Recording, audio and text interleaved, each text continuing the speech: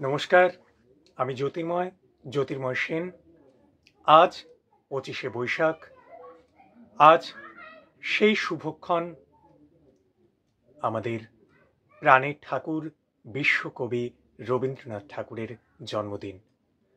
আজকের এই বিশেষ দিনে উত্তরের সংবাদ ডিজিটাল চ্যানেল আয়োজন করেছে এক মনজ্ঞ কবি প্রণাম অনুষ্ঠান। প্রথমেই ধন্যবাদ জ্ঞাপন করছি উত্তরের সংবাদ ডিজিটাল চ্যানেলকে, যে আমাকে এই মনজ্ঞ কবি প্রণাম অনুষ্ঠানে আমন্ত্রণ জানাবার জন্য। কবিগুরুর চরণে আমার শত কোটি প্রণাম, ভক্তিপূর্ণ প্রণাম।